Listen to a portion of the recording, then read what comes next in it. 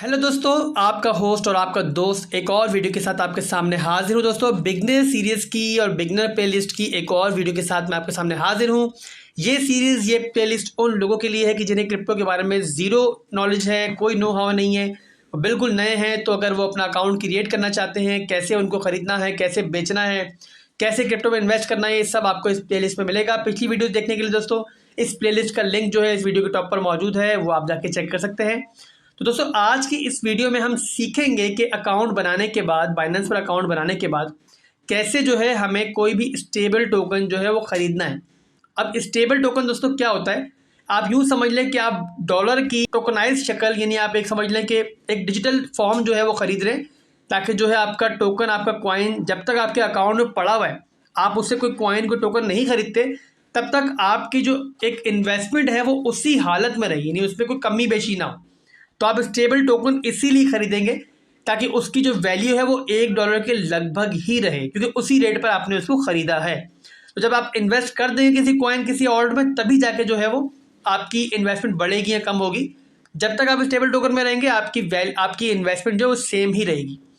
अब दोस्तों, आप सबको पता है कि फ़िलहाल के लिए ना हमारी गवर्नमेंट, ना हमारे बैंक्स, ना बाइनेंस ये अलाउ करता है कि हम डायरेक्ट अपने बैंक के थ्रू कोई टोकन, कोई कॉइन ख़रीद सकें। तो हमें क्या करना है दोस्तों कि बाइनेंस पर एक P2P का ऑप्शन मौजूद है। P2P क्या है दोस्तों, तमाम एक्सचेंजेस पे ये ऑप्शन सेम ही है। तो इसका मतलब ये है कि एक मंडी है, एक मार्केट है, एक एक्सचेंज समझ लिया आप, कि जहाँ जाके आप जो है अपने बैंक से पैसे यूज़ करते हुए डायरेक्ट जो है उनसे स्टेबल टोकन्स ख़रीद भी सकते हैं और स्टेबल टोकन बेच भी सकते हैं। अब बाइनेंस ने जो है काफ़ी बेहतर तरीके से इस मार्केट को मैनेज किया है और काफ़ी सेफ मार्केट है। बट अगर आपको बेसिक्स के बारे में नहीं पता हो तो यहाँ पर जो है आपके साथ स्कैम भी हो सकता है, धोखा भी हो सकता है। तो किन चीज़ों का ख्याल आपको P2P पे बाय करने और सेल करने के लिए ज़रूरी है, आपको मालूम होनी चाहिए, जो इन्फॉर्मेशन वही मैं ट्राई करूँगा कि इस वीडियो में बहुत आसान ज़ुबान में आपको समझाऊँ। बिना किसी देरी के दोस्तों वीडियो को शुरू करेंगे। और P2P पे जाने के लिए दोस्तों लास्ट में आपको एक ऑप्शन नज़र आ रहे हैं जहाँ पे होम लिखा हुआ है, मार्केट्स लिखा हुआ है और ट्रेड्स लिखा हुआ है। मार्केट्स के बारे में जो है हम पिछली वीडियो में देख चुके हैं कि मार्केट्स ऑप्शन कैसे काम करता है और क्या क्या हमें वहाँ मिलता है। आज हम जो देखने जा रहे हैं वो है ट्रेड्स का ऑप्शन, और ट्रेड्स में P2P का ऑप्शन। तो ट्रेड्स पर क्लिक कर लूँगा दोस्तों, ये विंडो हमारे सामने खुल जाएगी। टॉप पर देखें जहाँ लिखा हुआ है कन्वर्ट, स्पॉट, मार्जिन और P2P वगैरह, वहाँ पर हम P2P पे क्लिक कर देंगे। P2P आ गया दोस्तों। यहाँ पर देखें आप कि यहाँ पर आपको एक बाय का ऑप्शन नज़र आ रहा है टॉप पे और एक सेल का ऑप्शन नज़र आ रहा है। बाय का ऑप्शन, अगर जो है आप फर्स्ट टाइम जो है कोई टोकन, कोई कॉइन जो लेना चाह रहे हैं, यानी बेचना भी नहीं चाह रहे, आप जो है अपनी इन्वेस्टमेंट के जरिए, यानी अपने बैंक अकाउंट के थ्रू कोई स्टेबल टोकन जो है खरीदना चाह रहे हैं, तो बाइनेंस डायरेक्ट तो आपको ये नहीं बेचता, मगर यहाँ पे थर्ड पार्टी जो एक्सचेंजेस हैं वो अपने टोकन जो है यहाँ बेच रहे हैं।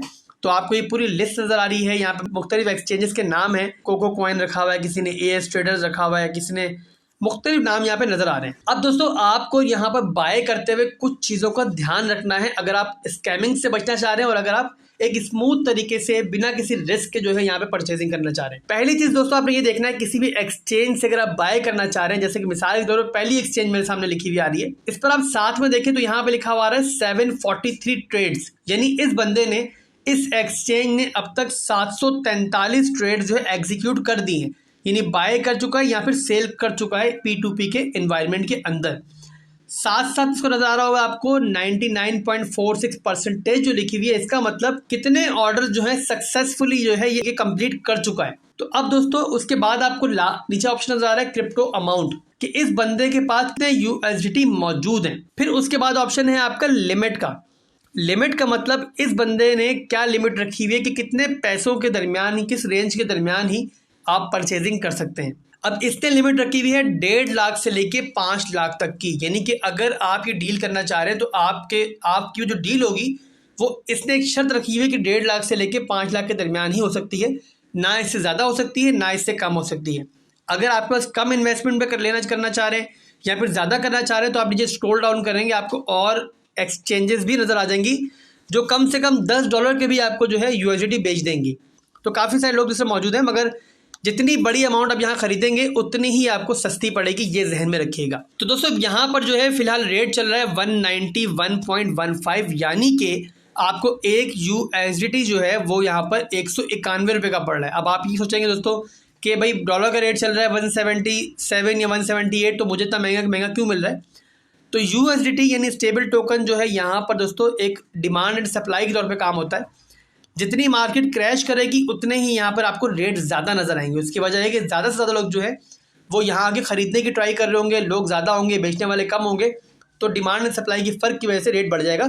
जैसे हमारा आम मंडी में हमारा एक चक्कर होता है, वैसे ही यहाँ पर होता है। जब हमारी मार्केट चढ़ रही होगी, ख़रीदने वाले कम होंगे, तो यहाँ पर आपको जो रेट है वो बहुत कम भी नज़र आएगा, और कभी कभी तो आपको जो हमारा आम डॉलर का रेट है वही नज़र आएगा। बट नॉर्मली जो है 10 रुपीज़ जो है पर डॉलर महंगा ही मिलता है आपको यहाँ पे। अब दोस्तों जिन चीज़ों का आपने ख्याल करना है कोई भी ट्रेड एग्जीक्यूट करने से पहले, कि आप जिससे ट्रेड करना चाह रहे हैं, जिससे बाय करना चाह रहे हैं, उसकी परसेंटेज जो है वो ज़्यादा से ज़्यादा होनी चाहिए। जितनी ज़्यादा परसेंटेज होगी इसका मतलब कि ये बंदा उतना ही जेन्युइन है, उतनी ही ज़्यादा ट्रेड्स इसने एग्जीक्यूट किए हैं और उतना ही भरोसेमंद बंदा आपको ये लगेगा। अब इसके बाद फर्दर आपने क्या चेक करना है दोस्तों, जैसे मैंने पहले एक्सचेंजर पे क्लिक किया है। अब मेरे सामने दोस्तों सामने इसकी विंडो खुल गई, इसमें सारी इन्फॉर्मेशन लिखी हुई है। इसको लोगों ने कैसे फीडबैक्स दिए हैं आपने वो भी चेक करना है। इन लोगों ने जिन्होंने ट्रेड की है इसके साथ, वो इसकी बुराई कर रहे हैं, वो इसकी अच्छाई कर रहे हैं। अगर बुराई कर रहे हैं तो क्या क्या बुराई कर रहे हैं ये भी हम देख लेंगे।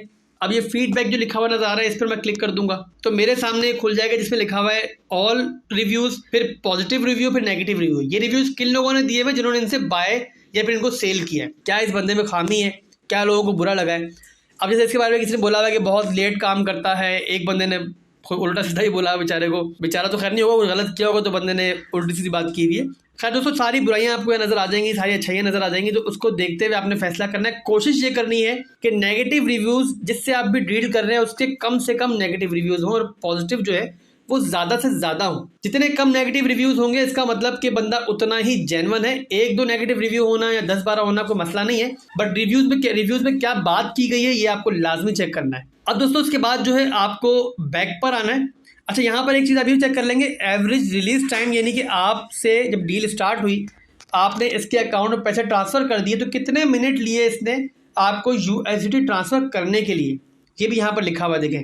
तो अगर इसने टाइम लिया पर जो एक एवरेज निकल रही है 15.95 मिनट्स के अंदर जो है इसने आपको डील कंप्लीट कर दी, यानी पैसे ट्रांसफ़र होने के बाद इसने आपको आपके स्टेबल टोकन्स दे दिए। चले फर्ज कर ले मैं इससे ही खरीदना चाह रहा हूँ तो मैं आपके नीचे आऊँगा और ये बाय पर क्लिक कर दूंगा। बाय पर क्लिक करने के बाद दोस्तों ये मैंने बाय कर दिया, ठीक है दोस्तों। अब ये एक डील स्टार्ट होने वाली है तो यहाँ पर मैंने अमाउंट सेलेक्ट करना है कि मैं कितने अमाउंट का ख़रीदना चाह रहा हूँ। इसकी लिमिट है 1.5 लाख, चले मैं 1.5 लाख ही लिख लेता हूँ। अब जो है यहाँ पर लिखा हुआ आ रहा है कि बाय विद जीरो फी, यानी बाइनेंस आपको खरीदने पर कोई भी आपसे फीस चार्ज नहीं कर रहा। अब मैंने क्लिक कर देना है इसके ऊपर, बाय विद जीरो फीस के ऊपर। अब दोस्तों यहाँ पर हमारी ये डील स्टार्ट हो चुकी है। अब यहाँ पर अगर आप देखें तो यहाँ पर चैट का ऑप्शन नज़र आ रहा है। यहाँ पर जो कि आप बंदे से चैट करेंगे, चैट करके ये कंफर्म कर लेना है कि ये बंदा यहाँ पर ऑनलाइन है भी कि नहीं। ये ना हो कि आप पेमेंट ट्रांसफ़र कर दें और ये बंदा ऑनलाइन ही ना हो, फिर आपका टाइम फजूल में वेस्ट होगा और ये बाद में उसके पास भी बहाना होगा कि सर मैं मौजूद नहीं था। तो आप चैट करके कन्फर्म कर लें बंदा मौजूद है कि नहीं है, ठीक है। आपने यहाँ पर चैट की, कन्फर्म कर लिया और फिर जो है बैक पर आएंगे, ये क्रॉस पे क्लिक करेंगे और यहाँ पर देखिए पेमेंट मेथड लिखा हुआ है। तो इसके लिए आपको करना है टू पेमेंट पेज। अब मैं पेमेंट पेज पर आ गया, यहाँ पर इसकी बैंक डिटेल्स आ रही हैं सारी। ये सब बैंक डिटेल्स देखकर आप अपने फिर बैंक में जाएंगे और वहाँ से जो है पेमेंट ट्रांसफ़र कर देंगे। ट्रांसफ़र करने के बाद जो है, तभी ट्रांसफ़र करने से पहले नहीं, ये याद रखिएगा, ट्रांसफ़र करने के बाद आप नीचे लिखा हुआ है ट्रांसफर्ड नोटिफाई सेलर, इस पर क्लिक कर देंगे तो सेलर को मालूम पड़ जाएगा कि पेमेंट आपने कर दी है। फिर वो अपना कंफर्म करेगा अपने बैंक से कि आपने पेमेंट कर दी है या नहीं की है, और उसके बाद जो है आपके USDT ट्रांसफ़र करने का वक्त आएगा। अब अगर दोस्तों वो जेन्युइन बंदा होगा, तमाम कन्फर्मेशन के बाद जो है आपको जो आपका स्टेबल टोकन्स हैं वो ट्रांसफ़र कर देगा। बट अगर वो एक स्कैमर होगा या किसी भी किस्म का उसको कोई शक हो रहा होगा या कोई भी अगर बात जो है वो बंदा सीरियस नहीं होता, तो फिर आप क्या करेंगे दोस्तों कि वो क्या करेगा, आपसे बहाने स्टार्ट कर देगा। अगर आपने पेमेंट ट्रांसफ़र कर दी, वो बोलेगा मैंने पेमेंट ट्रांसफ़र मिली नहीं है मुझे, या कोई भी अगर वो बहाना करता है तब भी आपने घबराना नहीं है। आपकी तमाम जो आपने पैसे ट्रांसफ़र किए हैं वो बाइनेंस आपको ये एश्योरिटी देता है कि आपका ये ट्रेड जो है ये बाइनेंस की निगरानी में चल रही है। तो आप टॉप पर देखिए बाइनेंस से लिखा हुआ है कि Binance is holding the sellers crypto in the account, यानी कि बाइनेंस जब तक आपकी ये ट्रेड कंप्लीट नहीं होती, इसका फैसला नहीं होता, उसके यूएसडीटी जो है बाइनेंस ने होल्ड कर लिए में। तो अगर वो आपसे धोखा करने की ट्राई कर भी रहा होगा, तब भी जो है आप क्या करेंगे कि यहाँ पर जहां पर अभी 2 पेमेंट पेज लिखा हुआ आ रहा है, यहाँ पर लिखा हुआ आ रहा होगा अपील। अगर वो आपको मना कर दे देने से पैसे, तो आपने अपील पर क्लिक करना है। फिर वहां पर आपके पास ऑप्शन होगा कि बाइनेंस को जो है अपनी आप जो आपकी स्लिप है, यानी जो आपने पैसे ट्रांसफर किए हैं उसकी स्लिप लाजमी, आपने रिसिप्ट लाजमी कॉपी करनी है और वो फिर आप बाइनेंस को भेज देंगे कि बाइनेंस देखिए भाई मैंने जो इसको ट्रांसफर कर दिए पैसे, ये रिसिप्ट है। और वहाँ पर आप बताएंगे कि इसने क्या धोखा किया मेरे साथ, क्या मुझे बना कर रहा है, क्या बहाने कर रहा है, सब बताएंगे। बस आपने वहाँ पर जो है जेन्युइन जो आपकी रिसिप्ट है वो आपने उनको देनी है।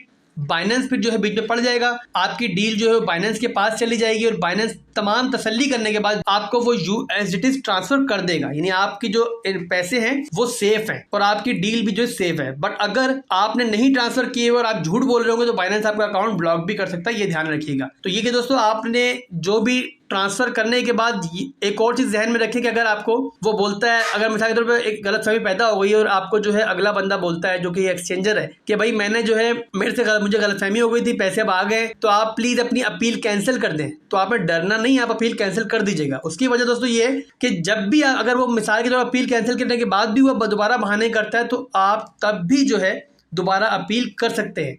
बट क्या है कि अगर आप अपील कैंसिल नहीं करेंगे तो वो आपका मसला यानी आपको ट्रांसफर नहीं कर पाएगा, क्योंकि केस जो है बाइनेंस के पास होता है जब तक अपील चल रही है आपकी। तो उम्मीद करता हूं दोस्तों पूरा प्रोसेस आपको समझ में आया होगा और किन किन चीजों का ध्यान रखना है ये भी आपको समझ में आ गया होगा। इस सीरीज की नेक्स्ट वीडियो के लिए दोस्तों मेरे साथ रहिएगा और आप मुझे इजाजत दें। अल्लाह हाफिज।